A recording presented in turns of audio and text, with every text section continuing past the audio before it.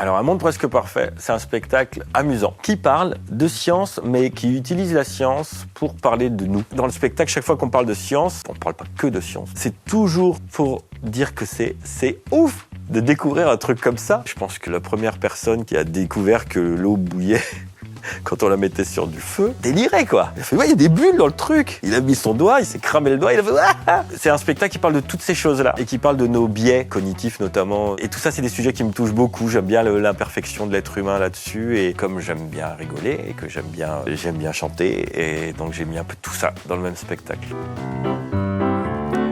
Biais cognitif, approximatif, réflexe primitif, ce refrain festif devient, j'en ai peur, une pub pour les coiffeurs. C'est à cause des jeux de mots en tif, vous savez, les coiffeurs, ils font tout le temps des jeux de mots pourris. Ouais, enfin bref.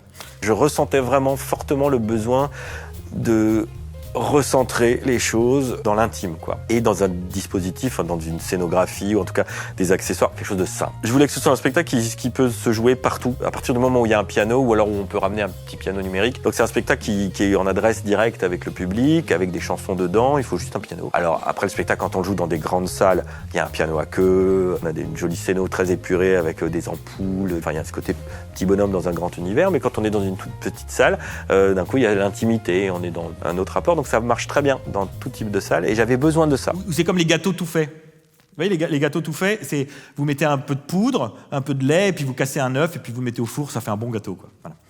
Et ben, les fabricants de ces trucs-là, ils ont parfaitement la capacité technique d'incorporer l'œuf dans la poudre.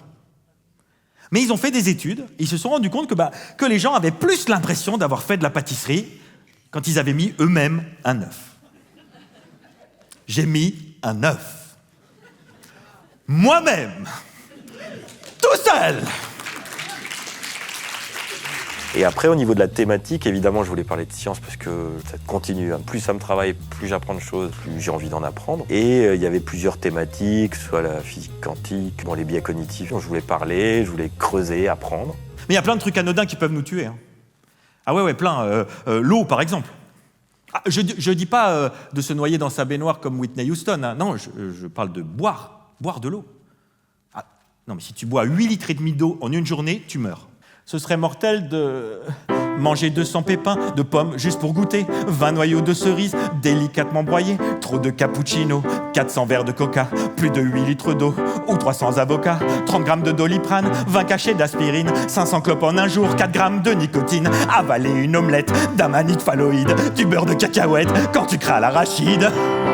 Je crois que j'ai vraiment une volonté d'essayer de comprendre pourquoi tout va mal, en fait. Une envie que ça aille mieux, et je me dis tout le temps que la connaissance est un des moyens principaux de faire changer les choses ou de changer soi-même, quoi. Einstein, il va révolutionner la physique moderne, quoi. Hein. Il va même remettre en question la notion de gravité. Vous voyez la gravité, c'est Newton, là, avec la pomme.